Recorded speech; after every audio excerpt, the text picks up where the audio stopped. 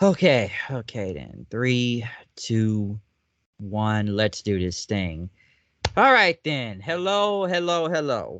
Wow. 2 nights in a row, folks. 2 nights, and we're back again for night 2. WrestleMania. WrestleMania 38. What do I have to say about this show? Just like last night, how I kicked this off. What would you say? Stupendous or stupid?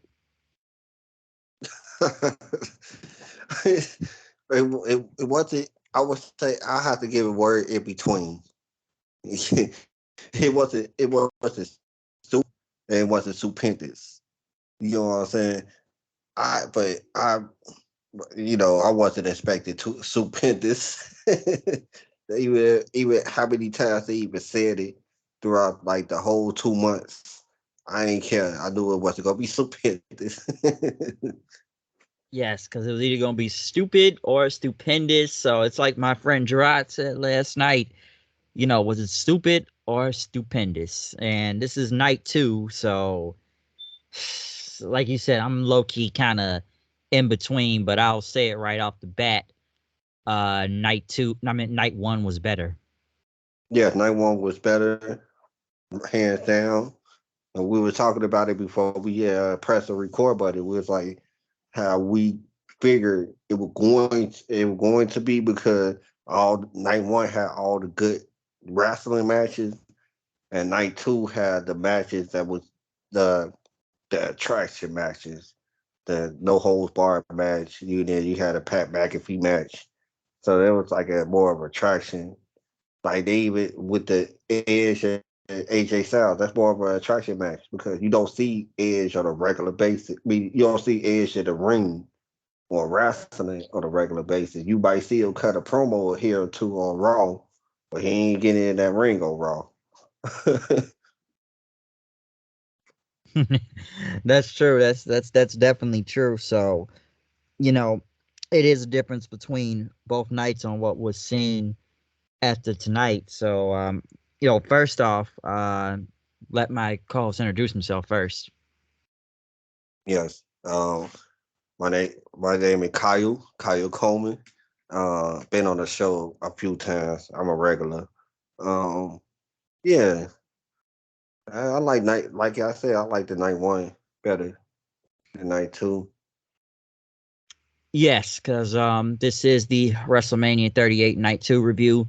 We will have somebody else that will be calling in later on. We will add him in once he gets his phone charged a little bit through, but he will be here midway through the show. But yeah, night 2, folks. This show tonight. Where do we begin, huh? Because right off the bat, the intro, of course, someone sings America the Beautiful. I don't know who is singing or whatever country artist is out there. A lot of people said they Yeah, wish they had the DX band back out there doing it. I say something for Go ahead. the national anthem for yesterday. That was, oh my god, that was the boringest rendition of the national anthem I ever heard in my life. My God, I almost went to sleep on that. That was so boring. Whoever sung it tonight sounded way better though. It sounded way better than yesterday because man, they were they had the guitars and stuff yesterday. They were doing all the guitar solos and everything, and still were boring. Yeah, it But didn't yeah, that's all sound good. I And say about the national anthem. I'm like, I don't even know who these people are. I don't even know who these people are. Some people said they rather see the DX band back out there like they did at WrestleMania 14. What Remember that? WrestleMania? Remember when they sang America the Beautiful? The DX band. Yeah, yeah. And shoot, they could have did I always that. thought Got a that shit was band, hilarious. man. Could have did that. That would have been more entertaining. Yeah, it would have. But they just had anybody up there tonight. So I was like, whoever sung it tonight, they sounded way better at least. I don't know who it was, but at least they sounded better. Yeah. So they did that. But we kicked it off though with Triple H coming out there. Big Pop. basically welcoming everybody to WrestleMania and leaving his boots in the ring and dapping Gable Stevenson at ringside. I was actually gave him a round of applause, man. Like me and my brother and my cousin in here, we all just like, man, that hit us. You know what I'm saying?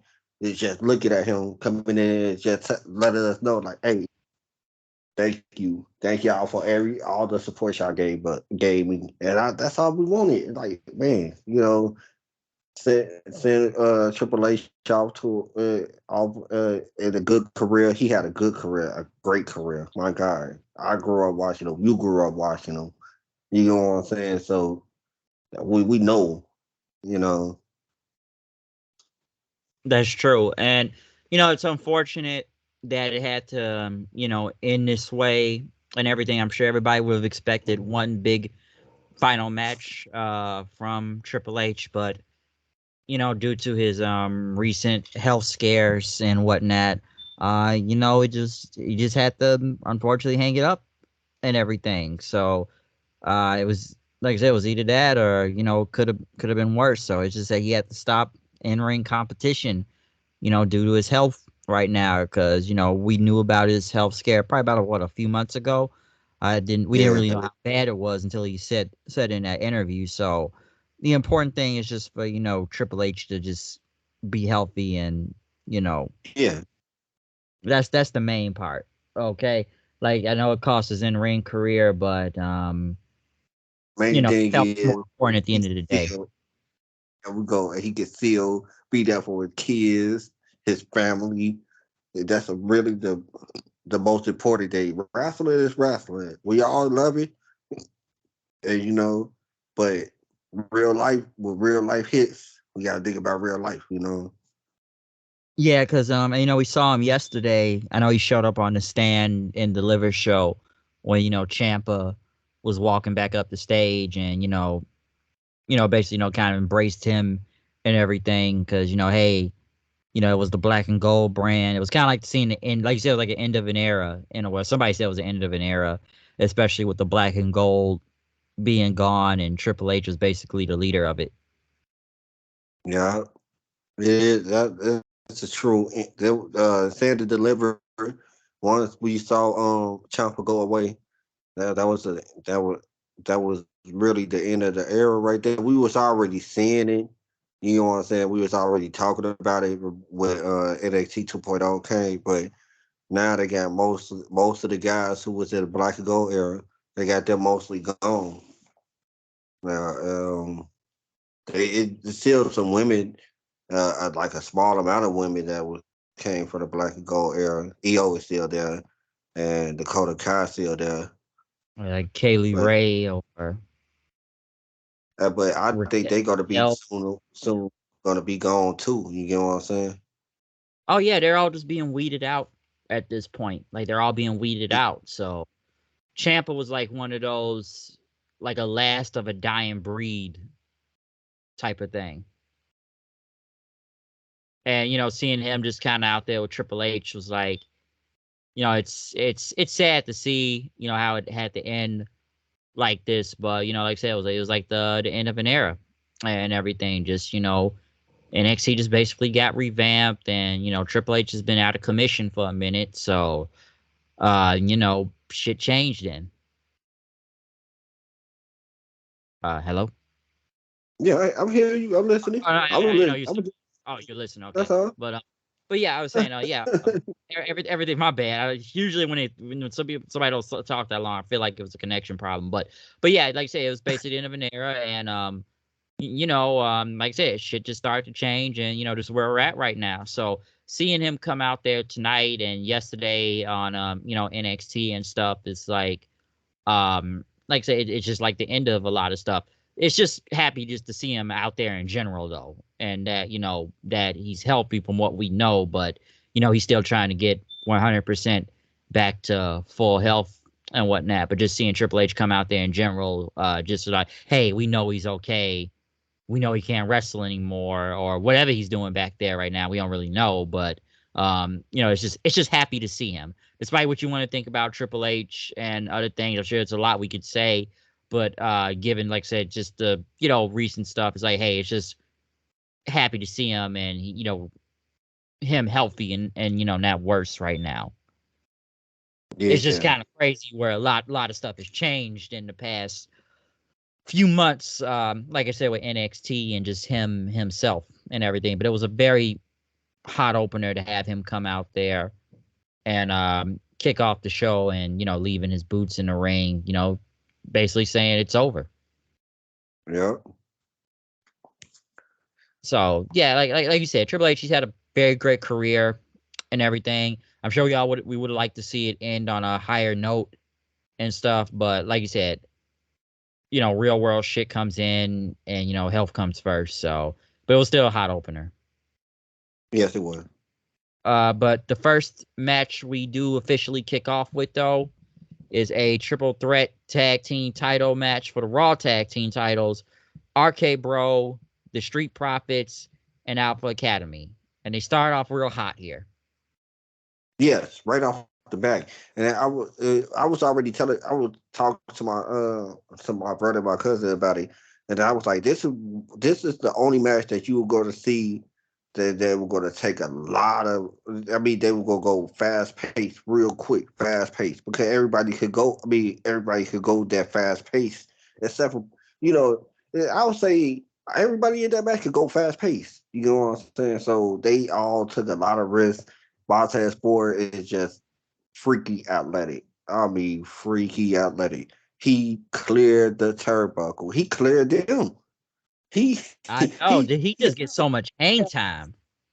he has a sell like he hit them. No, you cleared them. He cleared them. That's how far he jumped. And I was like, man, Montez Ford, bro. He is freaky athletic. But my pick for the match ended up not winning at all. I had Street Profit. I had Yeah, a Street win. I didn't think RK Bro was gonna thing. you know And retain I and did. stuff. So I didn't really think it would happen. Who you have for the match? Oh, I had Street Profits winning. I didn't really think RK Bro was gonna retain. Oh, okay. Yeah, see, yeah, we was on the same page on that. I thought Street Profit was going to end up winning. I thought, to me, I was thinking like tomorrow, the night after WrestleMania, after Arcade Bro dropped the titles, I thought, all right, cool. They gonna go overall, and Randy Orton will go hit brother with the RKO. I really did. I think it was gonna be the breakup angle. Well, I think they're gonna save that for another time. Yeah, I think we're gonna keep running with this RK Bro train. By the way, stand by. We're gonna have another call if you join soon, so be ready for that. But I thought it was a better tag team match. Like I said, started off hot. RK Bro, they retained. So like I said, it was an overall good match. I enjoyed it. I like the RKO's at the end. The one in midair on Gable, him taking the pin. So it was a good match. Like I said, they started off very hot, very enjoyable. The main event has arrived. Oh, I'm joking. What's up, guys? All right. What up? What's up? So WrestleMania Sunday, WrestleMania Night 2. Where we at with it? We were just talking about the tag team match, the opener. We were just talking about the opener. Well, great. We didn't miss nothing. Didn't miss nothing. Yeah, because we just talked about Triple H out there and in the tag match.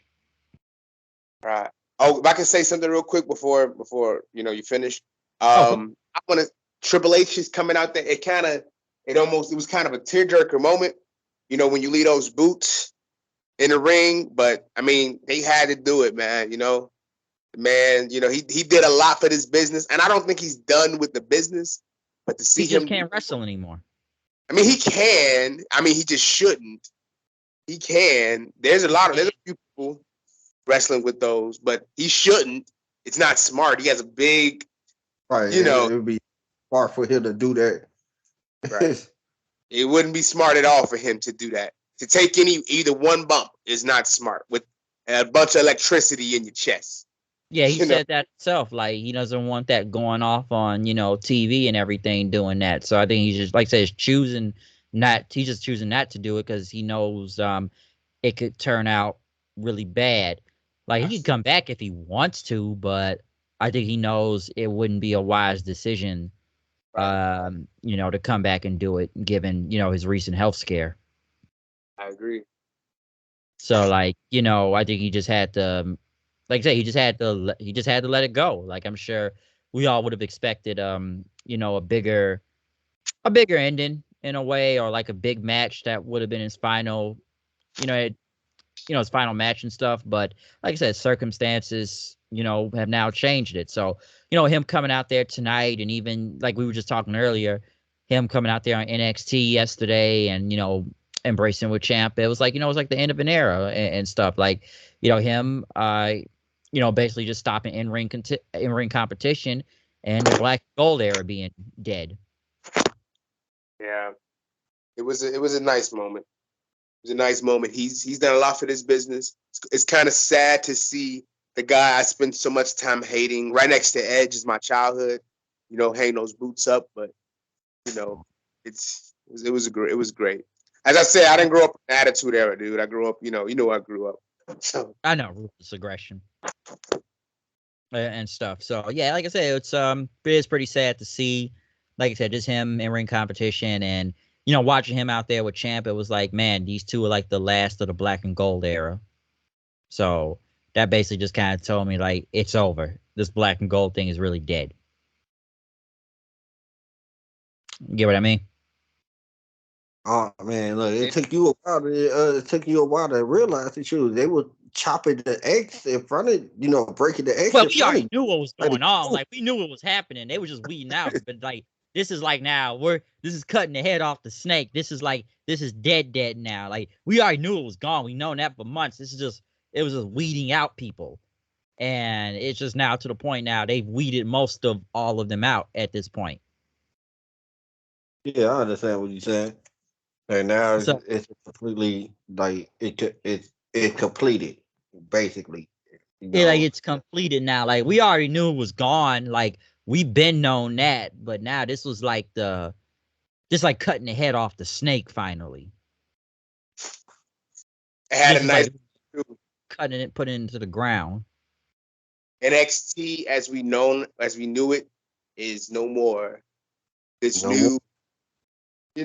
it's like NXT went through a midlife crisis and tried to be cool again by buying like a Harley and and a Leatherman's jacket. But it's fine. It's fine. Go NXT 2.0. Sorry. It's not going to be successful when your show has 2.0 in it, by the way, right? Right, Like, right. It's just the new generation era. It's like it's not gonna be successful. Like, come on, you already dated it. exactly. Yeah, out of a couple guys, it's like, come on now. Like I only like maybe a couple of them that look like they'll be something, but everybody else right now is like, eh. It's like kind of eh. No, I told you several times. I missed a few episodes just because I know I would know it's on and not turn to Oh yeah, it. as I said, some people I know they only watch that shit for like maybe a couple, 2, 3 weeks, and they was like, "This is done. We're done. Like I don't want to watch this show. It's shit. They don't want to watch it." Like people I knew that were with NXT, like they gave it a chance. They tried for 2, 3 weeks watching it, and they were done. They didn't want to watch anymore. They was like, "I'm done. I'm moving on." I was one of those people. The day that I don't hate nobody, but it was this one day that MSK opened the show, I turned it off, and I just didn't want to see no more. It was just no. I never turned it. I've never seen an episode of NXT since. You want to know what I had the same moment, but you want to know who did that to me? Tony D'Angelo. No, who was it? Oh no. He was almost there. He was on the list too. No, the number one person who did it to me was Trick Williams. I turned from it once he started talking. That's done. I'm done with it. I am done. Once he started pouring out the liquor for his home, I was done. The fact that he said "rest in piss to the ops," that's what got me. He's You're about to set my back 30 years. This nigga Bone Thugs and Harmony. This nigga's like, We would pull that back in the 90s, boy. Quit playing. Rest in peace to the ops, he said. man, I was Bone- like, what the fuck? I miss my nigga Bones. He's like, this nigga's like, Yeah, that what did it to me right there. That was a moment. That was the moment I said I can't do this anymore. I can't do this done. anymore. I'm done. Somebody told me they was done when the minute they saw Mandy Rose beat Ember Moon so easily. They was like, I'm done. I'm turning. I'm done. They was like, I'm done. well, Amber, It's like, I said Amber, my bad. Mandy Rose is a ring general, boy. She Triple H on the ring, boy. You heard what they said? woo. Boy, she's the new game, boy. She's the game boy. This is shit. They treat her a big thing for real, dude. I'm sure people gave up when Tony D'Angelo, Chicago's greatest export on there. Please stop saying that shit. I'm a game banging. I was game banging for a long time, even with some white boys from Chicago. What the fuck? We ain't got no Dons. This ain't New York, nigga. This ain't. Hey, yo, this is the streets of NXT. I'm the new Don. Now forget about it. Capisce? Hey, you there? Vincenzo. That nigga from Kansas City, Missouri. I feel they saw too many episodes of Sopranos one day, and it's like, you know what? Let's make an Italian guy. Let's make it like The Godfather or that movie Goodfellas. Why not be from? Whole NXT, it's a whole bunch of gimmicks, like over the top gimmicks. You know what I'm saying? It kind of reminds you back in the day, back in the early 90s of the New Generation era, where they had over the top gimmicks. Duke the Dumpster Posey, man. He's the world champion. They had a dump driver, a race car driver. You know what I'm saying? They had a country music star. You know what I'm saying? So they kind of remind me of that era over the top. The Goon. Listen, Yeah, Duke, he should have been world champion. They had top player. You know what I'm saying? Like stuff like that. Repo. People who the people who had normal gimmicks and stuff like that, like niggas like, Shawn Michaels had a normal wrestling gimmick. Bret Hart had a normal wrestling gimmick. Those was the stars. You know what I'm saying? The guys who was in the mid card was always the ones who were doing some type of job. Yeah, Yo, man, it's like, but you forget about guys like Bastion Booger. That was the next world champion right there. Man, that man is amazing. He went through two gimmicks though. That dude who was the Bastion Booger, he was like a nun, not a nun, what was that? A priest or something? Like it was something. I forgot. A monk. Yeah, a monk. Yep, you got it right. Bingo. A monk. He was a monk before he was the Bastion Booger. That Ofo feel. So yeah, it's like the new generation era right now, but it's the modern new generation era with all these gimmicks and stuff. Hey, this is a WrestleMania. Why we just start burying? Yeah, let's get back to WrestleMania. Why are we on NXT? Let's get back to that. Like we're going off topic right now. I got my wood rolled. I'm ready to review WrestleMania. Let's go. But yeah, we were talking about the tag team match, though, the triple threat tag team title Raw match. I kind of figured it was gonna be balls to the wall, like a lot of high spots, a lot of spots that were gonna go fast. It was gonna be a fast paced match. I knew that already. So, but I just did. My pick, like I said, my pick didn't win. So that's what the whole day I got wrong with it was. I thought the Street Profits was gonna come out with the tag team titles, but RK Bro, taking the tag team titles. But the match was good. I ain't had no problem with the match. RK Bro made me some money on that match. Y'all did DraftKings? Nah. Oh man, I ain't gonna lie. I was going to today. And if I would have, bro, I swear to you, this ain't me just making up things. If I would have done it, I would have had some big money. Yeah, everything I was picking, I was like, I knew that they had a question. What move will go? Roman Reigns will go hit first. Yep. That was easy. That was a spear. A duh. He was gonna hit the spear first. Too easy. Yeah, So yeah. Too easy. So How y'all feel about the match though? it was good. I enjoyed it. yeah.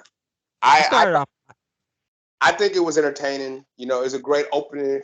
You know, you're supposed to open strong, and they did open strong. I'm gonna say something I said a million times. Montez Ford is amazing. Like he sells like $1 million.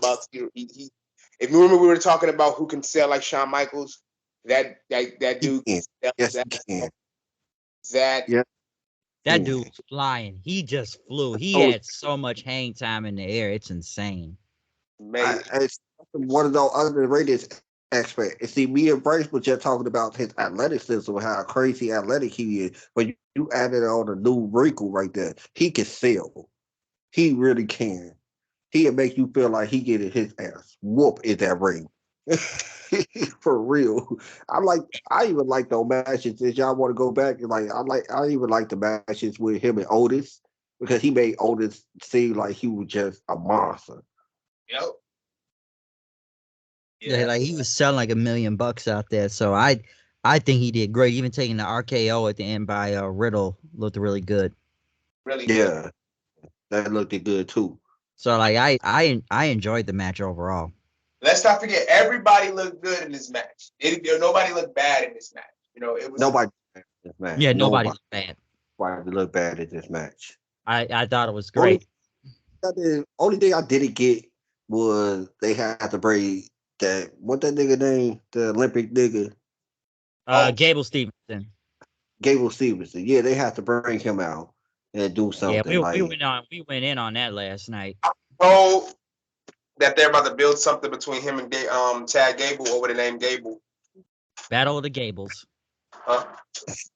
I mean, it would be a nice little match to see. See some Olympic guys going at it, Olympic mat wrestlers. That's what really got me into wrestling too. Not to get off subject, that like niggas like Kurt Angle, you know what I'm saying? The niggas who could mat wrestle, that really got me into it. Chris Benoit, Dean Malenko, they could mat wrestle. That one really got me into like wrestling super hard. Me too, man. It seems more legitimate, man.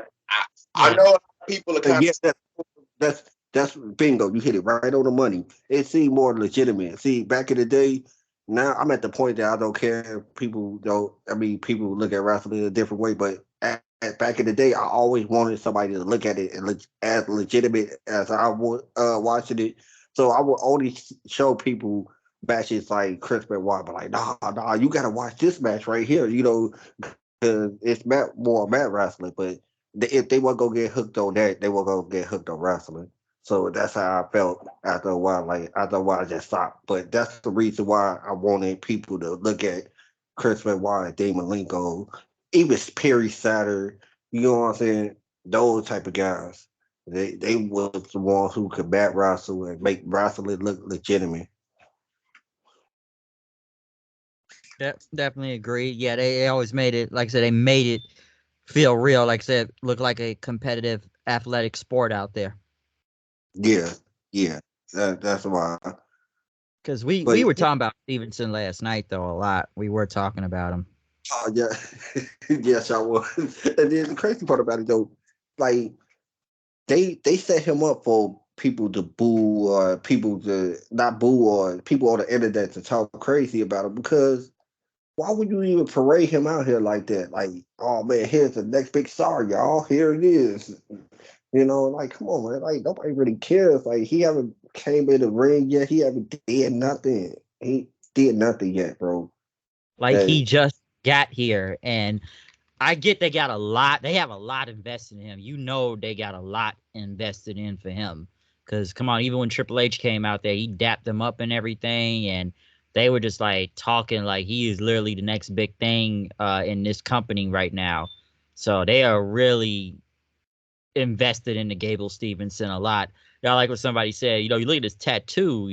He has. There's a bear, and there's a cat. Bear cat. I hope not.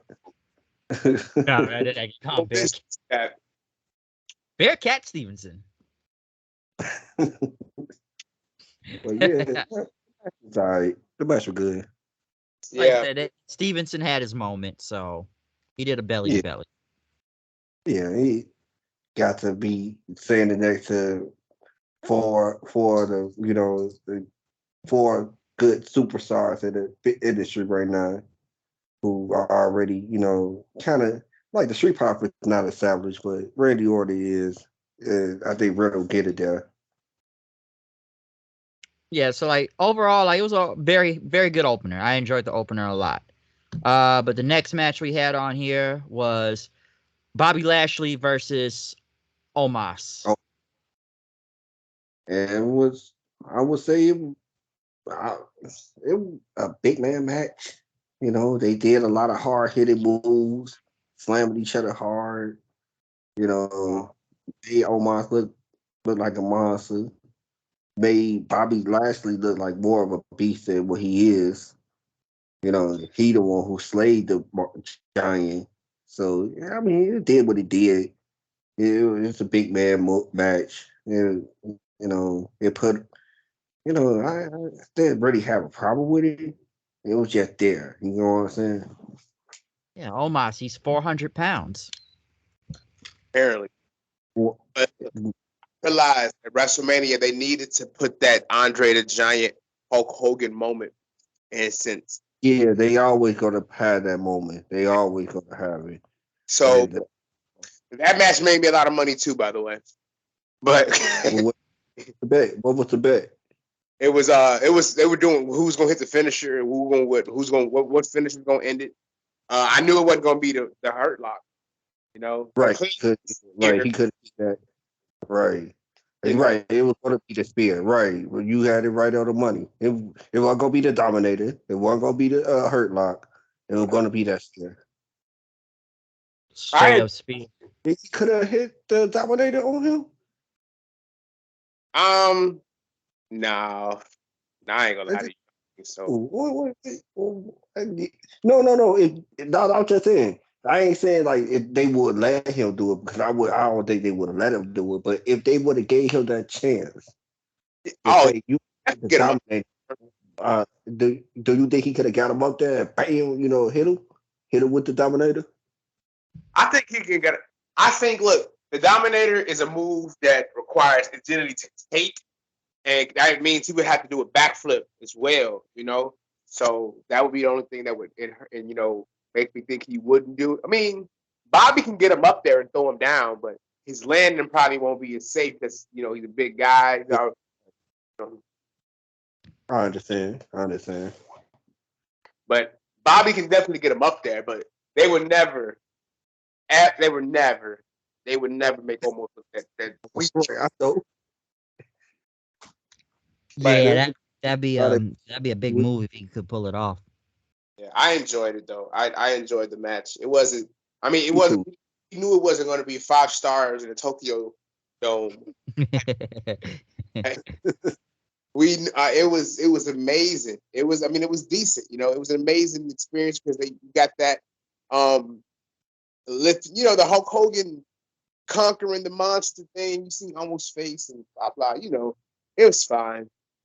I was just surprised Lashley even won. I didn't think he was going to win for a second. No, I kind of figured. I just didn't see. Here's the thing: if you were going to already get him that win on tonight, that we didn't need to see him knock Omos down on Monday. We needed a struggle on Monday, and then we could all question it. Can Bobby put him on, get the big man off his feet? And see, that's the best. That was a best selling point. But you already gave us that finish on Monday already. He knocked the big man off his feet. So now we all thinking like, oh well, what you selling us now? Right. Are you gonna sell us that Omar's gonna take his first loss? Or are you gonna sell us that he gonna win? Because I think Bobby is the then that was the other selling point. Is Omos going to take his first loss, and which he did. But I think the best selling point they already had gave it to us on Monday. Yeah, he knocked him down. He knocked him down. So, you know, that kind of gave it away in a way, but, you know, like I say, he still went over, so he still beat the Giant at the end of the day. Because for a minute, I actually didn't think Lashley was going to win. So I was like, oh, shit, he actually won. I'm like, I didn't really think that was going to happen.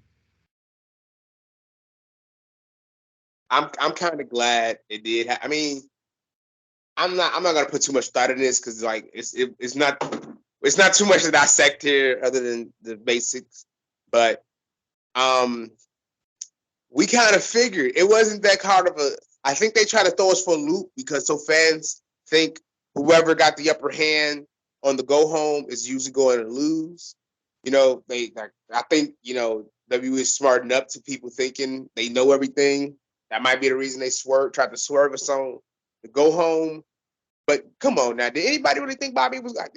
How could you think Bobby was gonna lose? Like, I just. I didn't think that either. My bad for cutting you off. I'm so sorry. Yeah, I totally agree with you. I didn't think he was gonna lose. That Bobby was gonna lose either. I totally agree with you.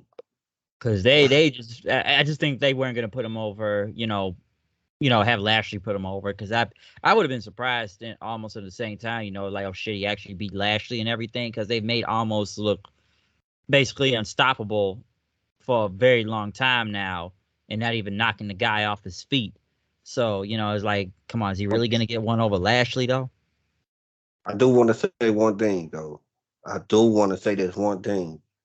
Now, mind you, that you just brought up the point that he did run through a lot of guys, but he was running through a lot of lower mid card guys. You know what I'm saying? So now since Bobby beat him, I think he needs to be a top of the card guy. I really do. I think he needs to because now the notion is going to be, well, so he could run through these other guys, but he can't go against the top guys to beat him. Chicago Bulls, basically. Yeah, I agree. That's what it's gonna look like. Hey, don't get me started. I will go on the whole tirade with them niggas. Hey, please. Man. We haven't beaten we have not beaten one top team. That's all I'm saying. Top team. I know. See, you about to give me that. I know. Cause I said the same thing the other day. And that's what Omos can kind of remind us of that person who, all right, yeah, you can beat up on these guys, Apollo Crews and Commander Aziz and all these other niggas and stuff. Yeah, but you can't. You wouldn't get. I think he want to get. Did he win against AJ Styles? Yeah, he faced AJ on Raw. He wanted to get AJ Styles, and that was before he went on his Swatch and Jobbers match. Yeah, he gonna have to win against another person though. He gonna have to win against the next big person he wouldn't go against. Yep, I agree. A bigger name, so yeah, well, we'll definitely see what happens with that. But yeah, he's gonna have to be a big name next because, you know, I still think it's crazy that people on the internet was still saying like this guy needs to be the champion. This is the next champion right now. Hey, I would tell my cousin. Don't be surprised if they doing it by the next year because they put the belt on Khali. You don't think they'll do the same to Omos? I do. They put Khali for God's sakes. Good point. Yeah, they put the belt on Khali. Like this man moved half the speed of Omos. Khali just moved his arms and legs a couple times, and it looked like he was moving. He could be. He could not bend his knees, bro. He cannot bend his knees. He just walked. He was a giant stick. He just moved his hand most of the time. My brother had pointed out this earlier when we were watching the Omos match. He was like, "Man, Omos bending his knees." I'm like, "Yeah, that's something that Great Khali couldn't do." I'm telling you, bro. horrible matches that Great Khali was in. Horrible match. That, I still think it's crazy he went over Taker that one time. I went over a lot of people. Yeah, he went over Batista. Yeah. Like a lot of names. I think he went over was Triple H. Triple H beat him. That was about it. Like Triple H beat him. John Cena beat him. Yeah, Cena beat him. Twice, by the way. He beat him twice. Twice?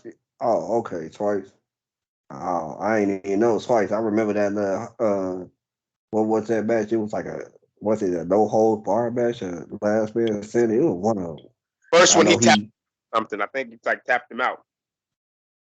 But his feet. And then he pulled him off a stage one time. Ate him off the stage. Mm-hmm. I think so. Yeah. I gotta go. I gotta go back. But man, Great Khali was horrible. Hall of Fame though. So yeah, that's crazy. But yeah, let's move on to the next match. Sami Zayn versus Johnny Knoxville. Anything goes. No DQ basically. And man, was this a spectacle. It was something. It was something. Remember what was my matches that I could wait for. Remember, I was telling you throughout the whole week. I was like, I can't wait to see that Johnny Knoxville and that Sami Zayn match because I knew what I was going to watch. I knew I wasn't going to watch no like my man over here would say a 5-star classic in the Tokyo. I knew I wasn't going to watch that. Johnny don't do no wrestling moves. I know that. I knew he wasn't going to do no wrestling move, but I knew he was going to take a lot of bumps. Mm-hmm. And my God, did he take a lot of bumps? I don't. It is that first part. He was getting hit with weapons, constantly getting hit with weapons. I was like, yeah, he came here to work, and then mouse traps everything. Mouse traps on the thing on the taser. Gable. It had a taser, but he didn't use the taser. He turned it off when he hit Sami with it. He turned it off right there. Yep. And this damn near was a 7-on-1 match. Yeah. Chris Pontius. We more over. I figured it was going to be that type of match. You know what I'm saying? Like just a ball to the wall, crazy, just a smack mouth type of match in which are going to be weapons and all type of gadgets. I kind of figured it was going to be that one of those matches, so I didn't care. Now here's the thing, though. How much we do love Sami. I love Sami. If Vince wants to do something with him, can the people go back to taking Sami as seriously as we should? Because we know Sami could go. But can the fans go back to looking at Sami like, hey, he could be an Intercontinental champion. You get what I'm saying? Like a person who can almost get there to the top of the card if he could, if they wanted to push him. Can we go back to seeing Sami as that good wrestler? Bryce, you want to go first? I can answer.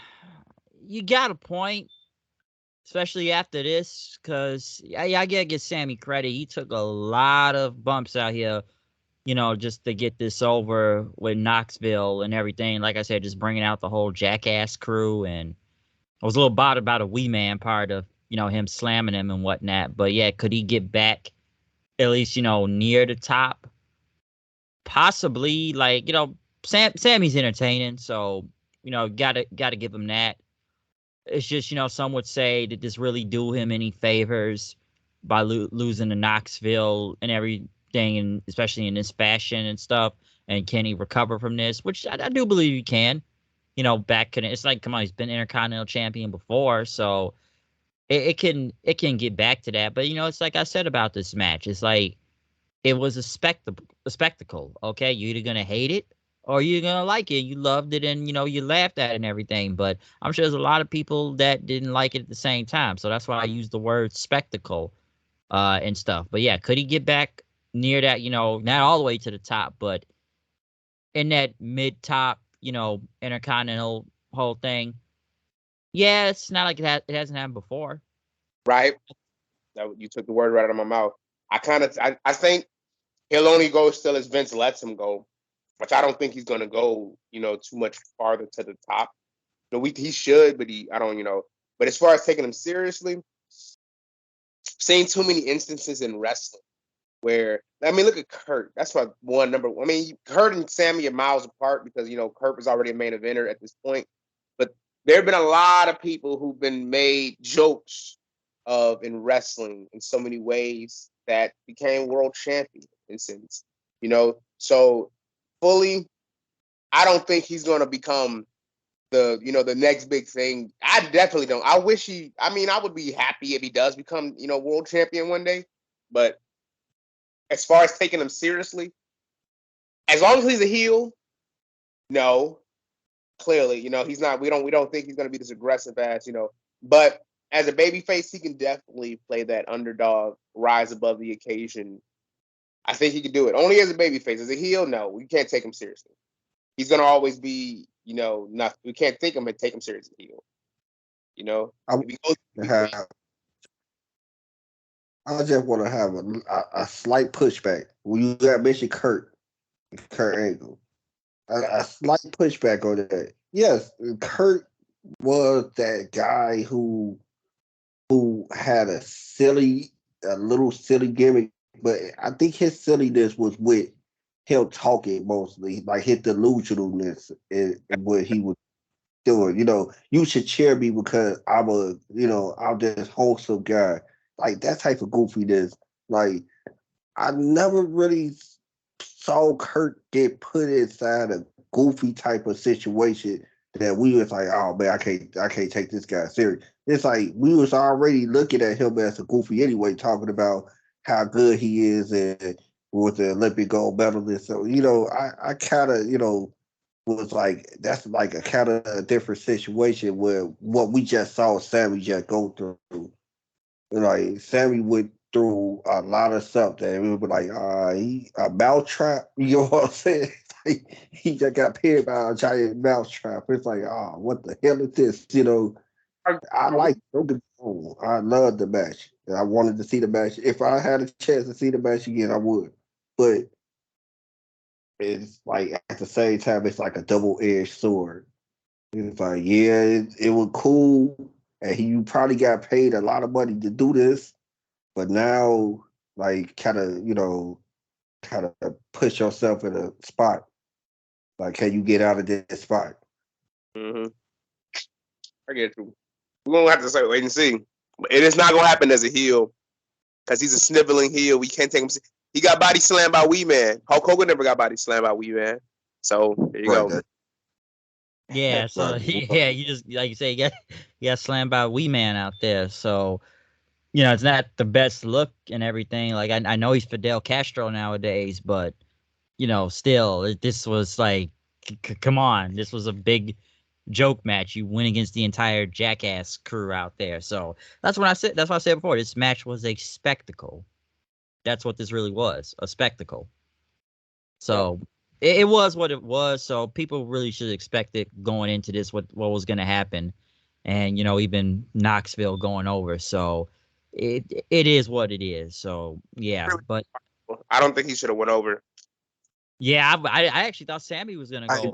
I ain't think that either. I want you on that one. I think Sami could have took all the bumps he could have took. And at the end of the day, I think Sami should have pinned his shoulders. He should have did away with most of those guys. You know what I'm saying? And still had a chance to pin Johnny Knoxville. But yeah, it was one of those matches that, like Bryce said, you gonna love it, you gonna love it. You not. Hey, that's what it is. So yeah, definitely is what it is right there. But next though was the Fatal 4-Way women's tag team championships. Sasha and Naomi, Liv Morgan, Ripley, Baszler and Natalia, and Zelina and Carmella out there.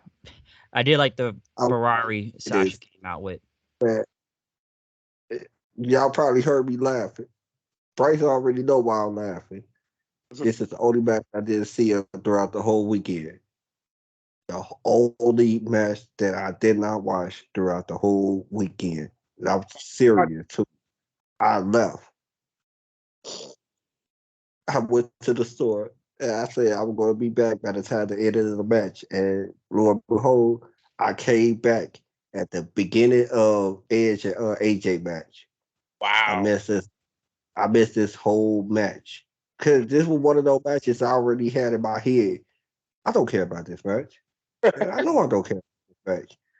It was one of those situations that I know all those women in the ring could go. I respect all of them.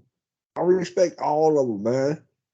But WWE already told me not to care about this match.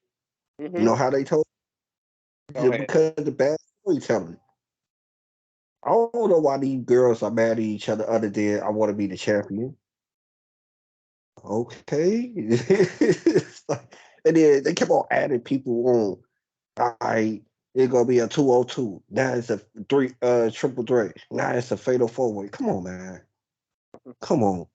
I just couldn't wrap my head around caring about this match. So I left.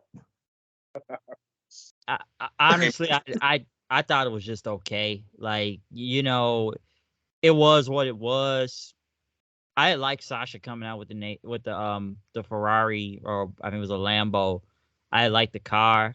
I'm sure a lot of people talked about, Liv Morgan being Catwoman out there and Rhea Ripley being Donnie Darko. And I thought Carmella was like a Chelsea Green cosplay. I didn't bro. Yeah, because I called Carmella like a Chelsea Green cosplay and Zelina Vega a Hobbit and whatnot. So I just thought the match was what it was. It was what it was. It was just random. All these teams was random, and I didn't really care that much for it. Like it was okay. Hey, Sasha Naomi won. Sasha's, WrestleMania. She finally won a WrestleMania, so the streak is broken. So like I say, it is what it is about this match. I don't really got much to say about it. Sasha Naomi won. Cool. I got no problem. It's whatever. But I can see why people left if they didn't care about this match, or probably went to the bathroom or something. If the women's tag team championships are mentioned, it's looked at as a bathroom match. I mean, I saw it. I didn't. I was right there. I watched everything. I won that bet too. That match made me money. But what I was gonna say, okay, let's be honest. It was kind of hard to even care about it because the book, the build up, like whatever, who's added next, and and it wasn't like they were like really building because all of them had some kind of match for the last 3 weeks. They've all faced each other in a variety of different matches, tag team matches, 4-way tag team matches, single matches. They had, fatal 4-way. They've had a variety of different matchups against each other lately, so it wasn't like some big storytelling like the other women's matches. But I can never shit on the Sasha match. I mean, it was good. I was okay. The in-ring itself was okay. It wasn't a bad match by any means. By any means was it a bad match. Everybody looked strong. Hell, Natalya and Shayna looked fucking amazing. Carmella, probably the only person who didn't look too strong. She really didn't look like her ass. It's Carmella though. It's one of those girls that you want to. It's Carmella, one of those like wrestlers that you surprised when she do something amazing. You know what I'm saying? Like you be like, all right, she okay. She could get heat if you want her to get heat. And like other than that, like everybody else you were just mentioning, I I expect that from them. You know what I'm saying? I expect greatness from Sasha. I expect Natalia. Natalia is a good hand for real. She really is. If you want somebody to go over, Natalia. If you want somebody who could make a good match for somebody, Natalia. Natalia is one of those girls. That's why she's still there. That's why she's still there. She helping everybody else. But like I expect them to look good. Live. I expect them to look good. I expect Rhea to look good. That wasn't my problem with it.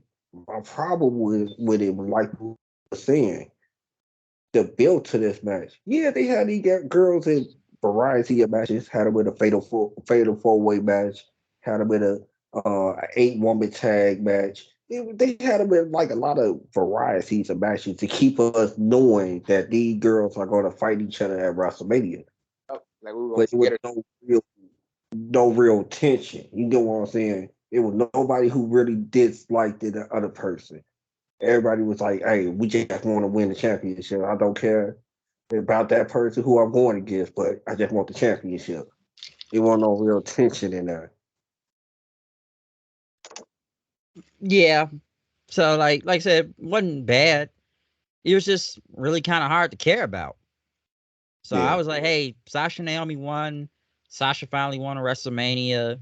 I was like, it is what it is. So it's not much I can really say from this. Like the match happened, it happened. So happy for Sasha. Yeah. Happy for Sasha. the streak is Yeah. broken. She broke the streak.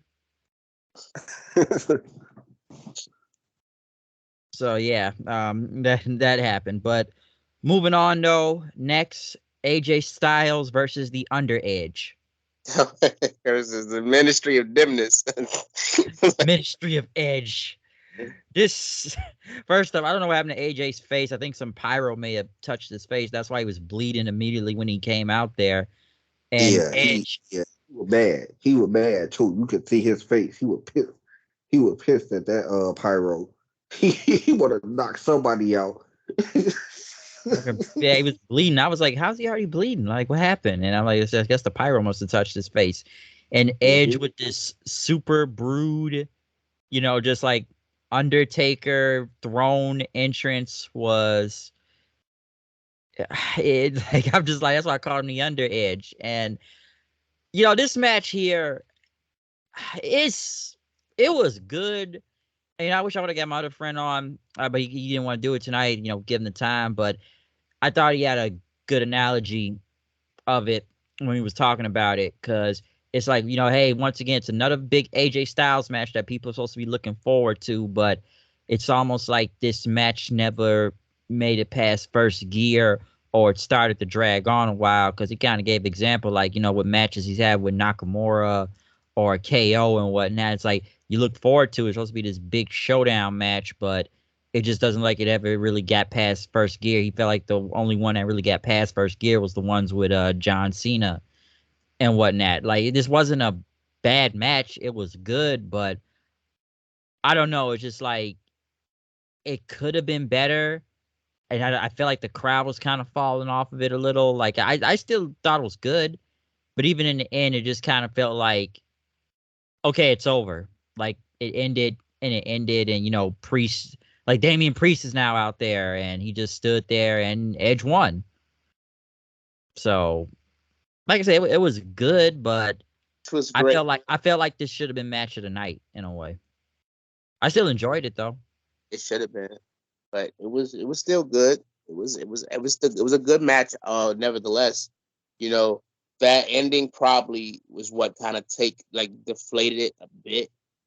Especially considering a lot of people expected AJ to win, but the match itself, the in ring, match itself it wasn't subpar. It was, it was okay, man. It was good. It was good. I just it's something was meant. It reminded me. It felt like the Cody and Seth match. You got two of the best wrestlers in the world. It has they have the ability to put on match of the night. It just falls short just a little bit, in my opinion. and I understood what you're saying too. And I totally understand. And it's the crazy part about it. You use those two matches, but they on opposite end, and they fell off. See, with Seth and Cody yesterday, I think they just put too much in that match. Some of that stuff you could have took out. You know what I'm saying? You could have took out a lot of that outside the ring stuff. You could have took a little bit off, and it probably would have been a great a better match. Then with AJ and Edge, you could have added a little bit more to make it a greater match. You could have added just a spice of spice more. But here's the thing, though. Here's the thing. We That build was kind of weak. So it's like, what can they build off of? What can they make themselves, make the audience draw to that match? Like, other than Edge hitting him with the concerto a few weeks ago, it's like they really didn't have that much interaction with each other. That's what I think the feud is going to. I mean, ain't no thinking. We know the feud is going to continue. Yeah, I think that's the reason why they even knew it. They was like, man, this match it probably going to be a good match, but at the same time, we don't have the type of hype behind it that we really needed it. Like you, I'm gonna head it back to y'all after saying it, but they should have started it from day one instead of having the dumb Edge versus Miz match. They should have just started the AJ and Edge feud from day one. They probably would have had a better feud, be a better match by the time we got here. I agree. I can't disagree with nothing you just said. I agree. It would have felt a lot more special. I feel like there's something missing. Like they were just doing it, and his heel turn didn't make any. It didn't. He didn't give us a reason that he even turned heel. He just did it. Yeah, he just went heel just to go heel. I think that's all what got us thinking and looking at this match like that. All of that in a nutshell got us looking at this match like this match is good on paper. I think they heard, look at the internet and heard the fans talk about AJ and Edge. So they felt like we could just throw AJ and Edge out there and they were gonna have a good match and that's what's gonna happen. But this is WrestleMania. This ain't no pay-per-view, regular pay-per-view, man. This ain't no day one. This is WrestleMania, bro. It's like you supposed to have gave us the bill for then a good match, a great match. And it probably would have been better if that build was better. They wasted their time with the Miz and Edge, bro. They wasted a lot of good time with them two. So I like, no. Show. Agreed. And like I said, like you just said, it was good, but I feel like it should have been more because all what really happened, Edge turned heel, then he changes his music, then he comes out with, a dark purple light. That's why I start calling him so he's Undertaker now then, right? And then he's just wearing all these dark suits and it's like he just went all dark for literally no reason and No whatnot. reason. It's like now he's like this new dark Edge and I'm gonna change my music. I'm gonna do all this. Now you got Damian Priest out there. Now it's like the Ministry of Edge or the Ministry of Darkness 2.0, or it's the Super Brood now, or whatever they're trying to do with this. There was literally no reason to why is he now this dark Edge? It's like we're just doing the match with AJ just because, like you said, maybe it is listen to the internet, but this should have been built more like in a month or two advance so we can understand what was going on. It's like say it was a good match, but it's like it should that just feel. Yeah, the build and the match was just good at best. Like I said, I'm not saying it sucked, but it was just Right. good. And Priest, I just felt like threw a lot of people off. It's like, oh, what's Damian Priest doing here? And now he's with Edge all of a sudden. So they just decided to throw him with him. He didn't do nothing but just stand there. So, like I said, Ministry of Edge 2.0. The Ministry of Dimness. The Ministry of Dimness. Not darkness. It's just dimmed a little bit. It's just dimmed. Yeah. It's dimmed. It's dimmed a little bit. The Under Edge. That Cody came out with felt like some Undertaker shit. So yeah. So I don't know. Anybody else got anything else to say about this? Nah, well, I think I said everything I needed to say. Yep. Next, this really won't take that long to talk about. The New Day versus Sheamus and Rich Holland. I'm just gonna say It this match total time was 100 seconds. This it was match a was smack. literally 100 seconds. Is that true? I thought I I looked it thought up. I thought they were gonna win. I thought the New Day were gonna win. And I really thought they were gonna have a video package. Send a video out there from Big E saying he how cool, how he good, how he good at everything and thank the fans. I thought that was gonna happen.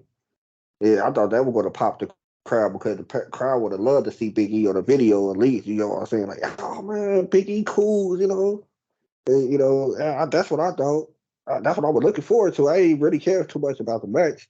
I just thought they were gonna have a video package for Big E. That's what I thought. They basically just spoke briefly of him, and the New Day just came dressed out as Big E. So they didn't really say much about it. Honestly, you could have just threw this match on SmackDown. First of And all, this match was upset about when he was over here tweeting and talking about Sheamus got the scissors and stuff, tweeted some pair of scissors yesterday because he got his match got cut. If this is a match y'all were crying about, y'all could have cut this shit. this match If didn't really need to be here. It didn't really need to happen. Honestly, They I were wish they would. I mean, cut you off, but like, honestly, I wish they would have just threw the Intercontinental or the U.S. title in this spot then and give that some time. This was meaningless. agreed. So, like I said, this match was literally 100 seconds. Like, it's nothing really to talk about. You could have just threw this on SmackDown and that's it, and gone about the day. I want to ask y'all the question right quick. Since we on the subject of the New Day, all right. I know the New Day is a great group, a great group. They longest reigning tag team champions. They got two world champions inside this group. Oh, I, I just really time for them to go ahead and hang it up. Real talk, hang up the group. Go back on a single run. So to be honest with you, because now you just paraded them out there. Now Vince know that they gonna get an easy little pop out of them because everybody still mess with the New Day a little bit. But you know what I'm saying? Like I'm at this point now.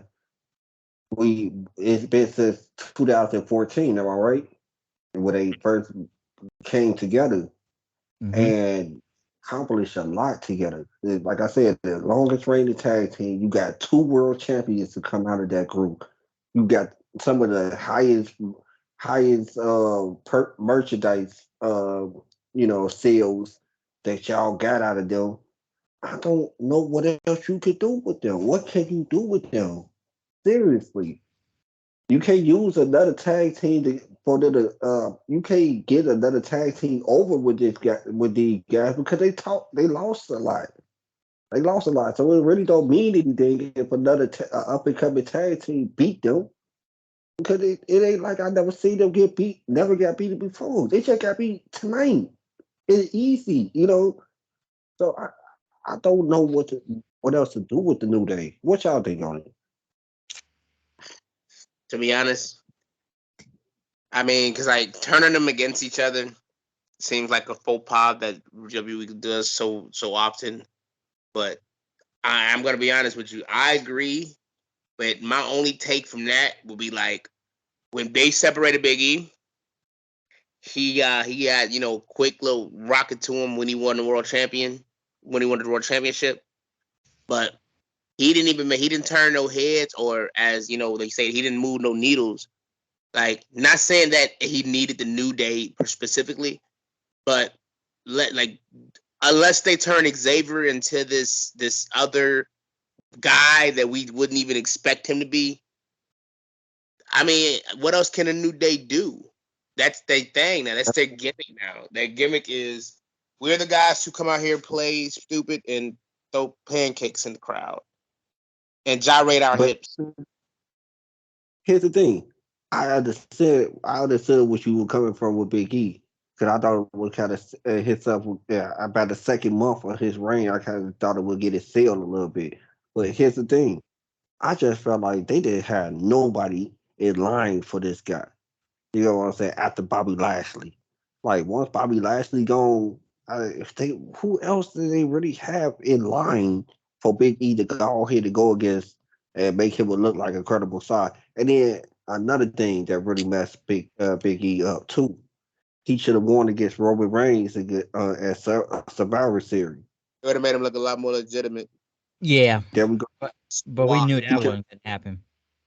And then most of that match, the reason why, and another thing too, I was just thinking about the match. Most of that match, who was in control? Do y'all remember? Roman. Roman controlled for at least 80% of that match. Get some in, get a couple of shots in here and there, but Roman was in control. He was whooping his ass throughout the whole match. That don't make nobody. That don't make the WWE champion look good, do it? Nope. Nah, it really didn't. So I'm sorry. I'm gonna let you. I was gonna say he looked like a secondary champion immediately after, like when he won it. Big pop, big moment. But it started to dwindle down after a while. And he didn't even look that dominant, that much dominant. Did he go against Drew? I don't even remember if he went against Drew. yeah, he faced Drew. He fought him at the Saudi show back in October. And he won. But yeah, still, he won. He won. But it was one of those back and forth matches, though. It was one of those you get some, I get some, you get some, I get some. It wasn't like it was like a one side, like one person was more dominant. You know what I'm saying? It was very, very 50-50 throughout that whole match. So whoever booked that match, whoever planned that match out just like how they wanted me, just like how we saw it. That 50-50 match. Nobody get an edge over anybody. right. Yeah, that's true. That don't make a person good either. You know what I'm saying? Like after I just went against Roman and I lose against him in convincing fashion, then I go against Drew, and then I'm struggling against Drew. Like that don't make a person believe that I'm a dominant champion. Yeah. Yeah, and it's like you guys said, I just felt like he just didn't really look that strong. As champion, it was cool when he won it. We all popped big, but then after that, it just went down, and then day one happened, and then he was the one that got pinned. I was surprised he got pinned, and then I felt like kind of after that, and when it got to going to Elimination Chamber, I was like, so he's just not gonna go after the title anymore. It was like this experiment is over. I was like, it's over. This little main event push experiment is done, and they just threw him back in the New Day. He just got relegated back to tag team and whatnot, Okay. And then Here's the thing. I was gonna say this. I'm sorry. No, I was just gonna say real quick, like I said, he just got relegated back to tag team, until the unfortunate incident that happened. You mentioned day one. Every time y'all mention something, it's something that popped in my head that I already was talking about back when it was happening. Day one. Do y'all remember how that match ended? That match ended so climactic. He got out of the big ending so easily. He just slipped out and put him in the F5 and threw him and hit him with the F5, and that was it. That what made me look like this. Come on, man. It could have been more than this. And he never went back after the title after that. Then that's what got me. He never went back after the belt. And so that's what made me think. Like every time y'all mentioned it, so it's like, yeah, that made him look weak too. That made him look weak. Like what situation made him look strong? Right. Bobby Lashley, Steel Cage was the strongest he looked. Right, that's true. That's definitely true. So, like I said, this here just didn't. I don't know. It's a lot that can be said about it, but most of the main points we just really hit. and why it didn't work, and they just kind of ended it, and that was just done after that. Like I say, he got relegated back to tag team, and just all the way up until this unfortunate incident that just happened. So, I don't know. It's crazy, I guess, because even I was looking up an interview. I was reading about Undertaker. He felt like this guy should main event WrestleMania one day. Like, because Taker actually said that. If he was built right, it's like that. That's the whole Yeah, they thing. built him right. But yeah, so that's gone here. Go on to the next match.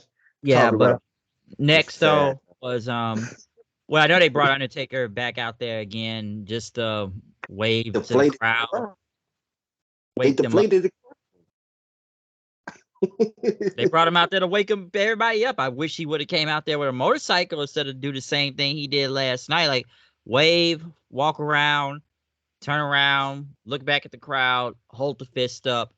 That's kind of even I was kind of like I was hoping he was gonna come out with a motorcycle tonight and just ride around the ring and play rolling.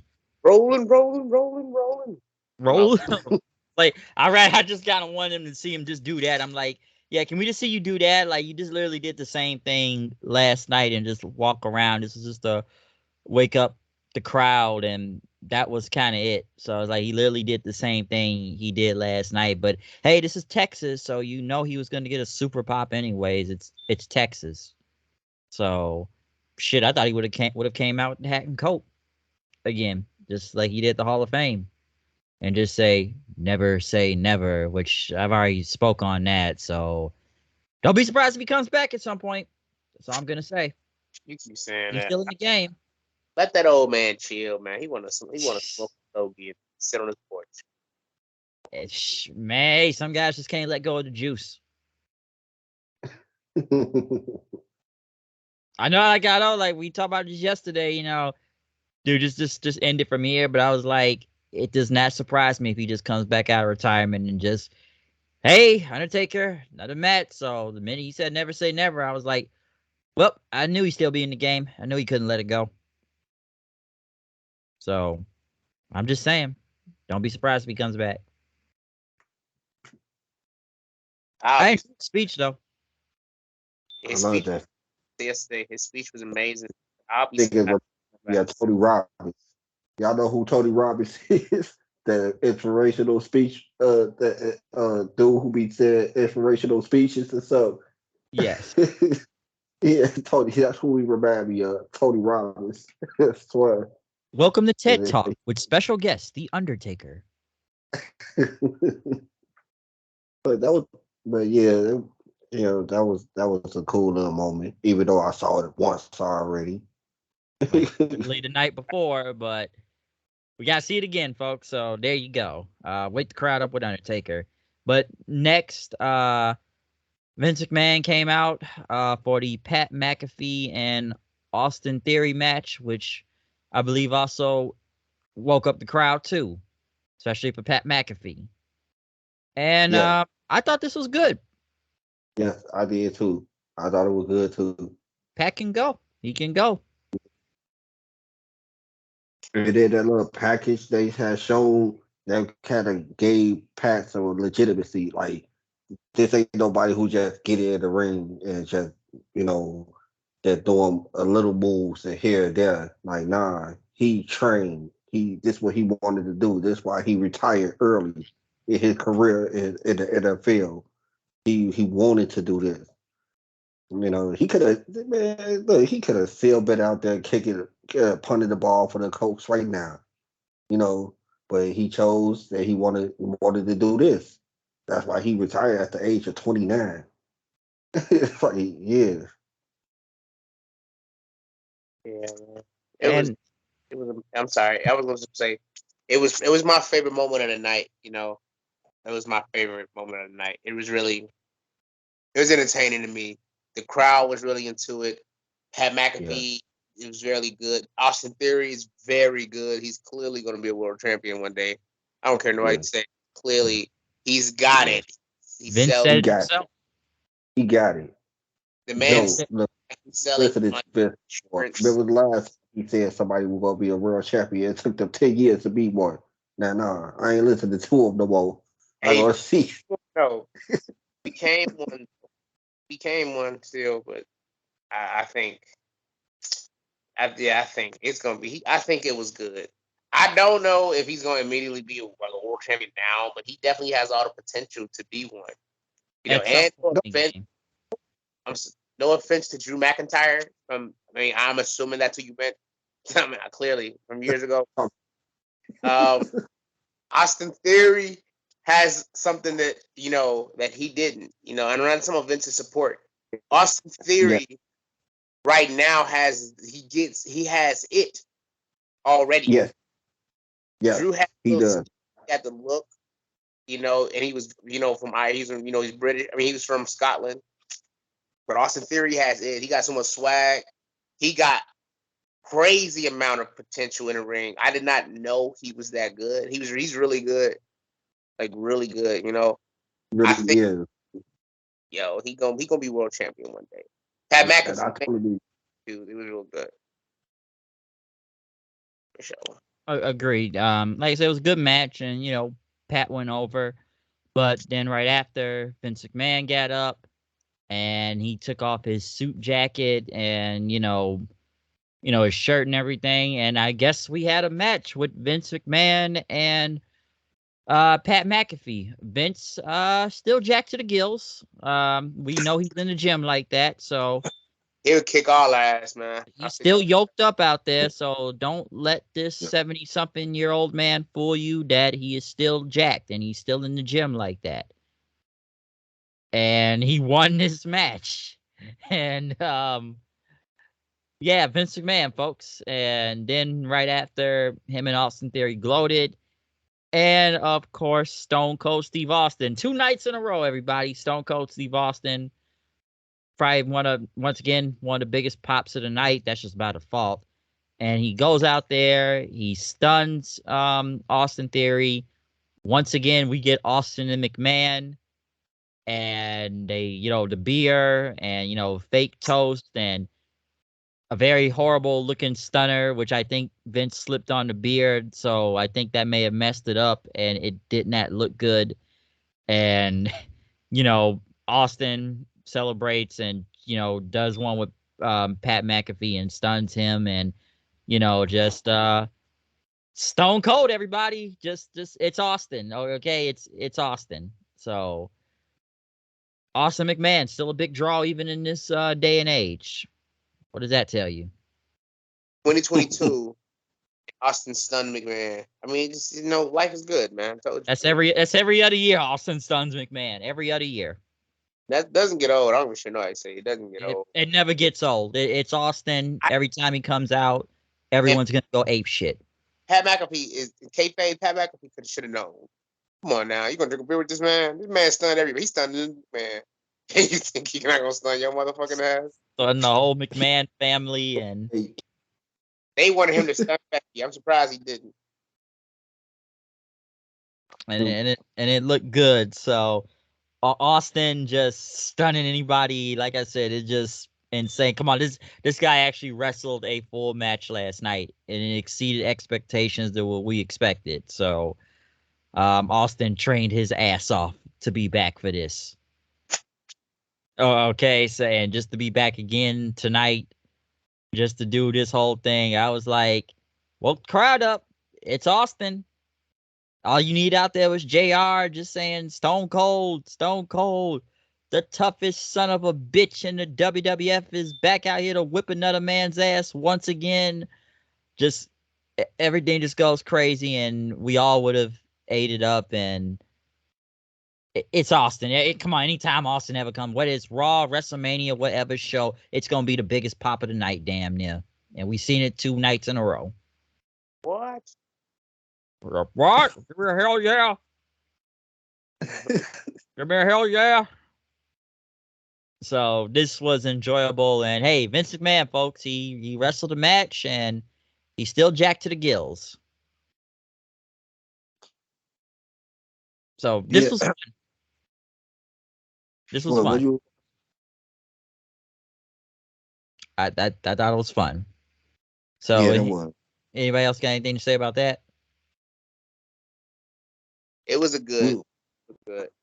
It was we good. this the longest we want because the main event wasn't nothing. All right. So y'all want to talk about this as long as y'all want, Yeah, man. the main event. Oh boy. You make us want to talk about the main event. No. That main event was not good. Roman Reigns, Brock Lesnar, all the gold on the line, Universal WWE Championship. Yeah, that match they didn't do nothing for me, man. I feel like it was a copy and paste of every other Brock and Roman match we've ever seen.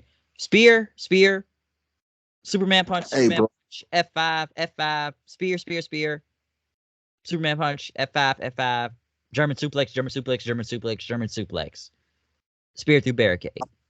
I told Bryce already, but I already told my brother and my cousin, that's who was watching it with me, and I already told them before the match had started. I'm like, we don't really have to pay attention to this match. Y'all know that. And they was like, oh, no, this is the main event. I understand it's the main event. But all we got to do is watch out for all the little Connecticut's part that's about to come, like the ref bump.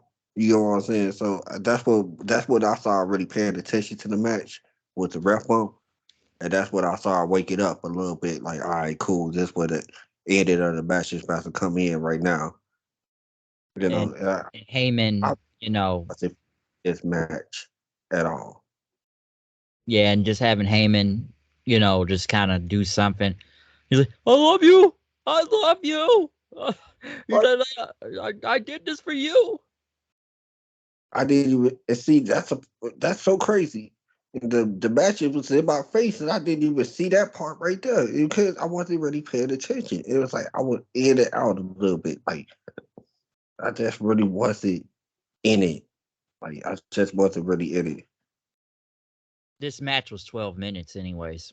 I looked it up. It was 12 minutes. It Do you felt But want it's to like see you more? told me. It's like you told me earlier, though, Kyle. That were you expecting this to be a great match? Not really, but I felt it ended very anticlimactic. I felt we could at least had a hot finish. but Yeah, the that I understand what you were is saying for that.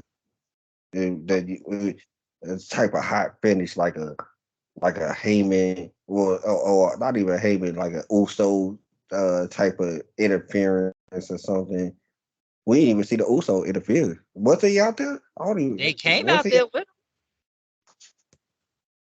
I wasn't. Yeah, what I was looking forward to this match is just to see if Roman going to retain. If so, that's a good thing. And the reason why it's a good thing is somebody else could take the titles off of Roman, Zayn. and they can feel like a big star once they take the belt off of Roman. Other than that, I didn't care too. I didn't care about this match at all. I think they did so much in the feud that the time we finally got to the big showdown, it just kind of fell short. Like we've seen enough crazy stuff with them from betrayals and driving forklifts through cars and attacking each other at different places and You know, cowboys and that's all what, that stuff. what this match remind me of with the feud. Remember that Triple H and Randy Orton feud, WrestleMania 5? Oh yeah. And The remember how crazy and nuts the build up to that match was, and then the match was just up. Like build to that's that match all. so good, and they just said just You say, bro, what you say? I said that Randy Orton Triple H match from '09. The build up was so chef kiss. But the fucking match, I'm gonna put up. You tried to kill my family. You put my father in the hospital. You kissed my wife. I broke into your house, and I'm gonna put you in a fucking rear naked choke. I'm gonna put you in a chokehold. Basically, I'm gonna put you. Yeah, I'm gonna lock up with you. I'm Rest gonna hold. lock up. Right. So come on now. Come on now. I ain't about to lock up with a nigga who just tried to kiss my wife, punted my father-in-law in the head, punted my brother-in-law in the head, Come on now. Yeah, no, I want to whoop his ass. Like that. Come on now, man. I definitely understood what you were saying off of that, bro. Real talk. Should have been two guys trying to kill each other out there, and it wasn't really like that. Two guys trying to kill each other out there. And Real it talk. didn't It should have happen. two guys trying to murder each other out there. Even I think this main event should have been a big bloody mess. All it really ended was pushing Brock into the ropes, and that was it. Y'all heard that it should have been a no holds barred, ball counts anywhere type of match. Somebody should have went to his table. A lot of shit. A lot, bro. And you should have saw like a destruction, like just both of these guys trying to murder each other. Like we seen it throughout the whole feud, but we finally get to the match. Now it's like this was very tame. We just had one spear through the barricade. That was it. Another thing, they said this is the biggest WrestleMania match of all time, dude. This is the third time we've seen it at WrestleMania. It ain't like, dude, it's Jesus Christ. The biggest WrestleMania match of all time. The video package wasn't even that good. Like, come on. See, I figured out. Oh my God, that was so funny. The ring announcement was so funny. Welcome to the biggest match in WrestleMania. I never heard them do that before. I never heard them do that before. I was waiting for something crazy to happen near the end. I was waiting for something, but yeah, the biggest match in WrestleMania history. Really now? I was like, man, I turned to my brother. I was like, when did they ever do that? When did they ever announce a match like that? Did they do it for the for Randy or the Edge? The greatest wrestling match ever. Did they do that for that? I don't even think they did it for that. And that was a better match. That was a better match, right? Of course. But yeah, I think that's really what. I think that's really what took night two down. Like night two was already going to be the weaker of the two, but that really what put it down a couple of notches was that main event. That main event wasn't good, and I don't know what to say. It was just. I thought The Rock was gonna come out at the end. At least The Rock. You know what I'm saying? But I guess not. We keep on hoping for that match, man. I don't think it ever gonna happen. To be perfectly honest. If it does happen, it's gonna be with Roman and not the champion anymore. And if The Rock has some time on his busy schedule. Yeah, because he's a big star. One of the biggest movie stars in the world. Yeah, he's got a super busy schedule, like I said, for movies and XFL and several other projects and everything. Like, it's very hard to even get The Rock on this show. So, Rock is just busy all the fucking time. So, yeah, that'd be lucky if that's even going to happen, or even if for the title and whatnot. Because even like after when they showed the little, graphic at the end, the credits, I was kind of expecting something else to happen right after. But like, nope, show just ends right there, and Brock's just looking on. So it just ended really, anticlimactic. It's not like nobody bled out here. It was a match to be a match. That was it. And Roman won. Like you said, this is the biggest match of all time. And I'm sure people are gonna say, so it was bigger than Austin versus Rock. It was bigger than Taker versus Shawn. It was No. I know. Like, no, like, what was it bigger? We could name like a handful of matches. No, I was just saying no to every match you were gonna say. I already know you knew the answer already, but I was just gonna say no to every match you were gonna say. Like, nah, it wasn't even bigger than Roman. It wasn't bigger than Rock versus Austin at WrestleMania 19. It wasn't even that big, and that was actually like the second best match out of all three of their trilogies at WrestleMania. Like, You wasn't even that big. You wasn't even the biggest when they would first went against each other for the title. And what's that? WrestleMania 16, 15, it was one of them. But we wasn't even that big. It wasn't even that big. So I like all this hype for this match. And they knew it. That's the reason why they wanted us to be hyped for it. And that's why they kept on hyping us up for it. Because they was like, man, we gotta hype them up because we know ourselves to ourselves that this match is not gonna be as good as we advertising it.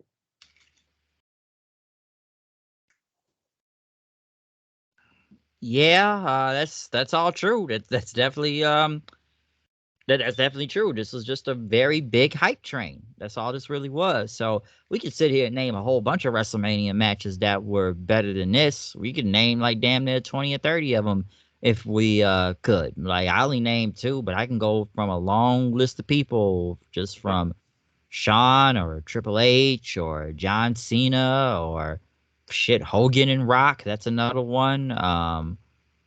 Batista and Taker. Like we can name matches all day. I'm just throwing out a few examples, but we can name some. And we like it is like you said before, like Isaiah said, we have seen Brock and Roman main event WrestleMania on two different occasions before. Hell, we've seen them face each other several more occasions in main events. That's not WrestleMania than from before. That's why I kind of said near the beginning when we got to this match, I felt like I was watching a copy and paste of a past Brock and Roman match. So, like, I'm not going to say it didn't, the match wasn't that bad, but it's just, it ended very anticlimactic. And even I was like, that was it. I like, that was it. I'm like, okay. Yeah. So Roman won. So there you go. So like I said, like night two was the weaker of it. Like they started out hot, they started off strong, but like as time went on, they fell off, and then they kind of went back up a little when it got like the McAfee and all them. But after that, it did not finish strong. I don't think it finished strong. I did it. I like I said, I think night one was a better. Night one was better. Night one was better than night two. Agreed. Like, by the way, Kyle, like, did you like anything else on night one? I know you went on a review yesterday, but, Uh, my my favorite match, of course, my favorite match was the main event. No doubt about it. No doubt about it. I love seeing Austin. That was my boy when I was younger. So of course I was like hyped for that. So that was all my favorite match. But here's the thing: if you want to know my favorite match outside of Austin and KO, it was actually Cody and Rollins. Mm. Even though I felt like they could have took away a little bit more off of that match, it would have been great. But we talk about the whole night one. I love that match. It really was a great match between. Of course it was. Of course it was. Those are two good workers there for real. Seth Rollins, Cody Rhodes, two of the best. So I really like that match. My least favorite match last night. I mean, last night was man. I would have to say that that tag team match, the Mysterios and Logan Paul and Miz. I ain't really like. I was impressed by what Logan Paul did, but I ain't care too much about that match. I'm not the biggest Miz fan. I really don't know what Logan Paul does. Um, Mysterios are the Mysterios. They just there. Like, okay, Rey Mysterio, legend, Dominic, all right, whatever. But that was my least favorite match. Yeah, I can see why. I can see it. I can see it. The Cody match, though, I mean, I agree with the Mysterio match. I mean, Dominic kind of showed that he's not as green as a dollar bill anymore, but it was still like whatever. But that Cody match, again, it's so much they did, but like so little. I mean, I don't know how to explain it, man. They did a lot he had a lot. They put like a lot inside of like a pocket. They did. They put a lot inside of a pocket. It was entertaining, but it wasn't my favorite match. It wasn't exciting at first because I was watching how they were trying to, it was a filling out process between the two of them in the beginning, opening parts of the match. But towards the end, yeah, it was over with, man. That story just picked up as it does with the two of them. They know what they're doing. But nobody was going to top Austin, by the way. Nobody was going to. Nobody. Yeah, that's true. It's Austin. He would have sunk up the joint, and that still would have been my favorite. just to see him hit the classics. You know what I'm saying? Just to see him take a damn bump. Is it weird that a part of me wanted Hogan to come out just to take a stunner for some reason? I don't know why. That's the most like left field thing ever. But a part of me just wanted to see that so bad. Because guess what? That would have gave Hogan some type of spotlight. I ain't giving that nigga nothing. I ain't giving that nigga nothing. Nothing. Actually, we can't mention his name no more on this show. We'll have to pay him.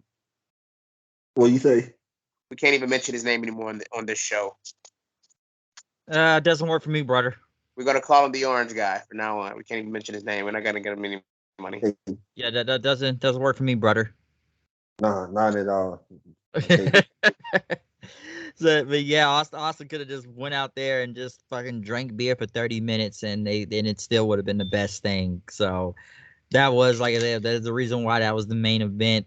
And like you said, night one was better. You had Cody and Seth. You had Bianca and Becky. I didn't even mention that match. That was a good one. That was really good, very good. Like it was better than the SmackDown one, I thought. And, the SmackDown one, that wasn't even that bad of a match. I think people were just more pissed off about the finish, and it was a rough match at the same time. I was more pissed off the fact Charlotte does Charlotte shit when she doesn't have to. That's right. My God, did you see they were whooping each other's ass though? My God, that was physical. That was a physical match. Hey, you want me to tell you what I saw in that match? And I see a lot of the Charlotte matches. Give me a random woman wrestler at the moment. Give me somebody random. Like Nikki Cross? Nikki Cross, okay. Nikki Cross, right? When she get punched, right? How does she sell it? She sell it. How does she sell it when she gets punched? Man, like a normal sell. Like she got hit, right? Why when Charlotte gets hit, like get punched or whatever, she sell it like somebody lightly chopped her. They hit her twice and then she hits him with a knee in the gut. Pay attention. Watch. Go back and watch like 5 random Charlotte matches. You gonna see that spot.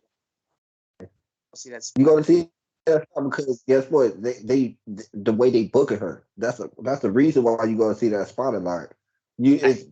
She really get booked to the point that she has to be the dancer with the stress. You get what I'm saying? It's like she rarely get booked like that to the point that like I don't see like yesterday was the most danger that I saw Charlotte was in. That was the most danger that I saw. I kind of figured that though. I kind of figured that was going to be the most danger that she was going to be in yesterday because it was Ronda Rousey. So you could have booked that type of match like you would have booked against Nikki Cross.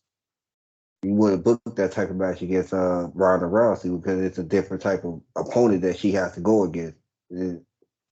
I just didn't like the finish.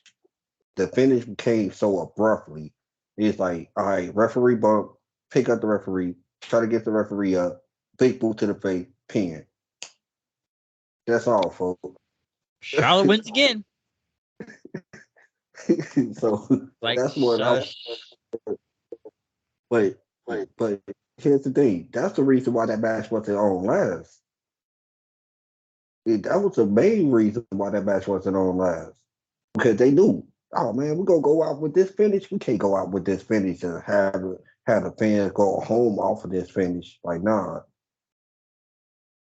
So it was good for them to have that Stone Cold Steve Austin moment if they were gonna get put that finish, give us that finish. Yep, I agree. They Yeah, can't. that's true. That would. That was fine. It was It fine. was, it was all right. It was okay. It's And okay. you asked me who was the better of the two matches. Of course, it was gonna be Bianca and Becky. Those Of girls, course. those right there. Those girls right there. And I will. I wanted to mention this. I was watching something earlier, and so people. I don't understand when people coming from with Bianca. You know what I'm saying? Like they feel like people was like throwing her, pushing her down our throat, which I don't see that at all. Like this woman, this woman right here has to claw her way back up to the top, and I didn't feel like she was being pushed, like had people saying she being pushed down our throat. Who you referring to? Bianca, Oh, I agree. I agree. I It feels agree. natural. It feels very natural. I don't think they're pushing her to the moon. It there we feels go. It feels natural. Feels organic. Yes, it does. And that's what I was thinking to myself. I'm like, I don't get where these people coming from with that. Like, they pushing her down our throat. Like, no, it really feel organic, to be honest with you. And I think this some of the best booking they had in years. I mean, like, you rarely see long term story booking from WWE. And this was the longest they had in a long time. yes, sir. I agree. That's true. That's definitely true. So you got to make a good point on that. I will say I guess we're getting close to the end of this whole thing. What would you guys grade just WrestleMania in total? Both nights. We already said night two was. I mean, night one's better than night two, but like of an overall grade standpoint, what would you just give the entire show itself? Hmm. Look, I don't want to be that guy to be just like, oh, night two brought night one down because yesterday we gave it a 7.5, and today is a solid 6. You know, I don't want to, because I was out. It was moments I was entertained, and it was moments I was just like, whatever. But there was also moments yesterday I was like entertained, and other matches I was like, whatever. However, if I gotta give a whole thing, dude, I said 7.5. I'm gonna play devil's advocate for a second. First time in my life, and I'm just gonna give it a 7, man, because I don't want to be mean, and I don't want to hurt Reg Holland's feelings. It's gonna hurt me, man. um, I would give I would give night one a B, and night two I would give a very low C. Not a D, but it was almost touching it. So altogether it would be a combined a high C. A Like a C C plus. plus. Yeah. If you for both nights a C plus. And I wouldn't say like bro said, like I don't want to be that guy, but yeah, night two really knocked down night one and really knocked down the grade. I, Especially the main event was very deflating. Yep. It deflated us like a balloon. It popped us like a balloon. I wasn't really feeling that, and it was a lot of matches that they I can say this. This is what I can say. Them how they separated the good matches and the bad matches and how they spreaded them out. I liked it because in night one they kind of basically gave us a lot of. I mean, the first three matches was those matches that really nobody cared about. But then when it came down to night two, they gave us a lot of matches that we cared about first. Then they started slowing it down. Then they picked it back up again. Then slowed it down again with the main event. It was a lot of high and lows with night two. Yep. I agree 100%, man.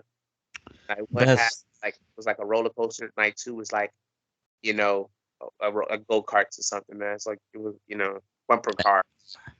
and I felt Mm. night two felt low key longer than night one. I don't know. I just felt like I was in marathon mode again, as it was just felt like it was going on low key forever. And what I tell you about that, Bryce, remember what I say, if with things feel long, we know it's when it feel like a chore, we don't like it. And that's when things feel like a chore to watch. Like I'm over here looking at the time, like when this is gonna be over. Like last night, I didn't even know what time it was by the time KO came, and I looked at the time. I'm like, oh my gosh, it's almost 11. I ain't even know. And that's how fast that felt. When tonight felt like, okay, let's get past this night. You know, I was yeah, waiting for it to end. felt like drag. It was starting to drag, so yeah, it just started to drag and everything towards the end. So, like I said, night one, I give it like 7.5, or some would say an 8, but I'm going with 7.5. And night two, I gotta give it like damn near a 6 or 5.5, damn near. Overall, like looking at both nights, I would maybe a high C plus, damn near B. So that's what I got to say about it. So yeah, like I said, those are my kind of closing remarks on the whole show. So yeah, we're just gonna basically wrap it up from here though. Damn near went 2 hours and stuff. So yeah, other than that, hey, WrestleMania 38, folks. Hey, comment. Tell me, what do you guys think it was that great of a WrestleMania this year, or like just name the highs, the lows, if you overall liked it. In general, it's like we said at the beginning. Was it stupid or was it stupendous? That's the real question here. So, do any of you guys have anything to plug before we go? I blood of Jesus, bro. That's it. I'll plug my Twitter account basically. Like follow me at StraightFace40. And yeah, that's about it. Yeah, follow me on Twitter at HoodedKnight890. And, we'll be back for, the night after WrestleMania. Haven't seen a Raw After Mania crowd in damn near 3 years, so it'll be nice to see them back tomorrow. Hopefully, they'll actually be good, because I feel like the past few nights after WrestleMania, pre-pandemic, have not been, as exciting as they once were. Got So Veer, man. Veer there tomorrow. It's gonna be huge. Oh, big Veer. Yeah, Veer's tomorrow night, folks. Veer, he's Yeah. finally gonna debut. The 6-7 months plan has finally came. Yes, it's time. The moment of truth will be tomorrow night with the debut of Veer. So we'll see what happens tomorrow night when Veer debuts. So we'll probably get some returns tomorrow night or some surprises. We don't know what will happen, but we'll find out tomorrow night. Like I said, it's been a very long weekend of wrestling. I'm not gonna go into every show I've seen. I've probably seen at least like 5-6 wrestling shows in the past 72 hours. So yeah, it's been a very, very long weekend, and we still got one more tomorrow night, folks. So yeah, Raw After Mania. But it's been a very long weekend. So other than that, I am done from here. Thank everybody for being on tonight, and we will see you all then. So peace out, and we are stopping the recording